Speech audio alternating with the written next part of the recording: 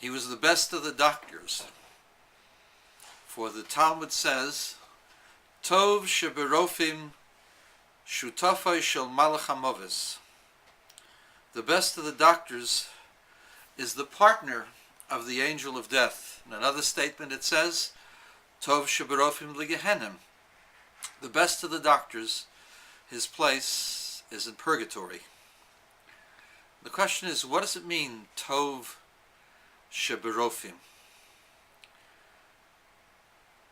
Why is the best or the good of the doctors the partner of the angel of death?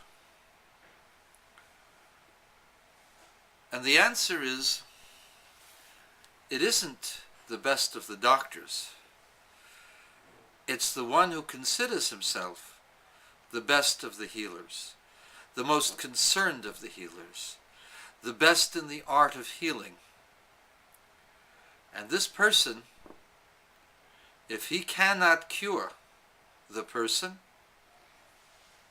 if the person is beyond the powers that he thinks he has, then he recommends that the person die a quick death. After all, isn't it better to avoid pain than a prolonged and painful existence?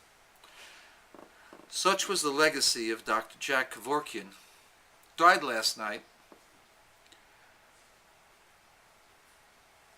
He had many ailments, but instead of fulfilling that which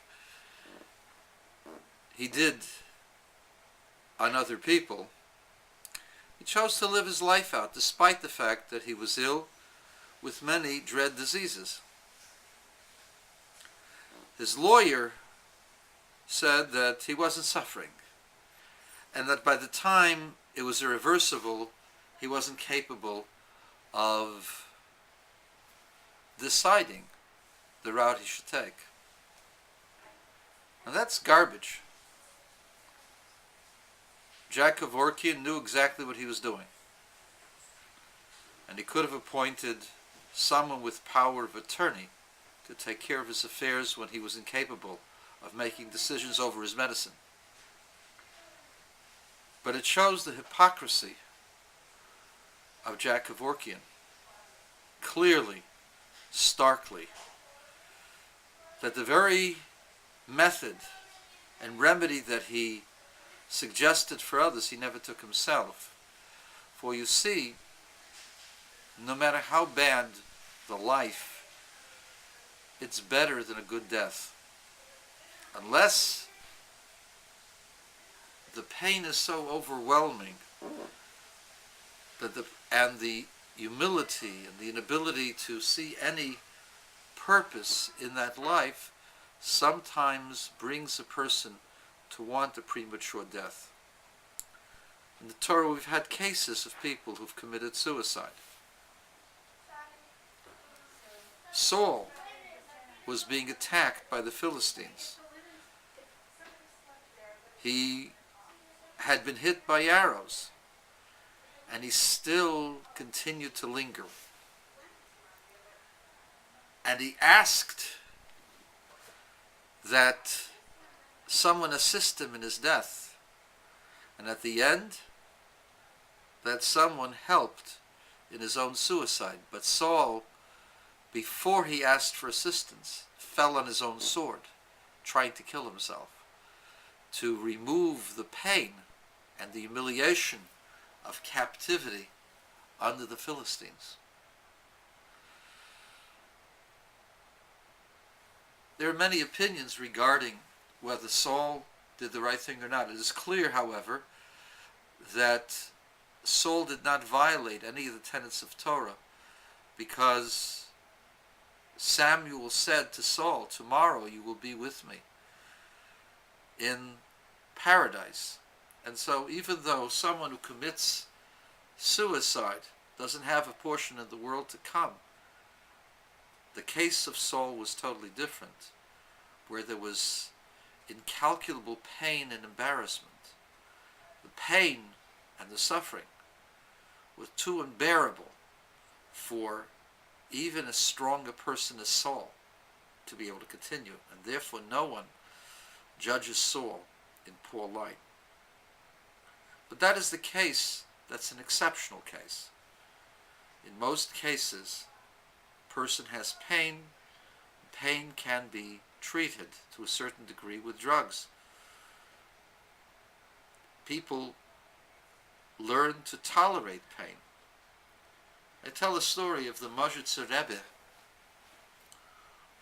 in the 20s, long before there was anesthesia. The Mozhitzer Rebbe had to have his leg removed. How much, I don't know. But any kind of amputation is exceedingly painful. The Rebbe told the doctor, "Du schneid und ich will singen." You cut and I will sing. And he sang.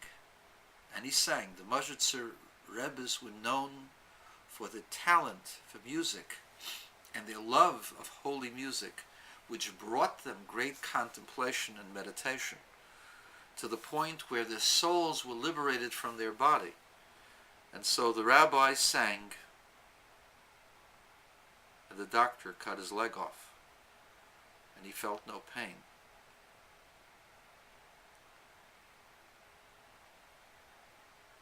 Pain can be dealt with. Death, on the other hand, premature death, takes away the freedom of choice of the individual, takes away the possibility of growth and the possibility of continued love and instruction. A person must always hope for a better day. None of us want to ever be put in that position. I've seen people who have prayed for their deaths because they were so lonely and they felt there was nothing left to live for. I'm saddened for those people, because a person who does one mitzvah connects himself or herself to God permanently, and the reward is infinite. And so, any kind of life is superior to death, unless it is the death of a martyr, where the person has had to give up his life for a higher purpose. But that is not the legacy of Dr. Death, Jack KOVORKIAN. He thought he was the best of the doctors. He understood what life was about. Life exists by accident. People are accidents. People are the result of evolution.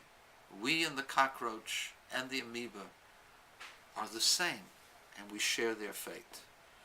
There is no afterlife. There is no purpose to living other than to enjoy oneself as much as one can. When one cannot, one shouldn't have to suffer. And he made it his business that people won't have to suffer anymore. And in the process, he took away their lives, their choices, the possibility for learning to be happy in spite of the pain. Such is the legacy of the best of the doctors, and they called him Dr. Death.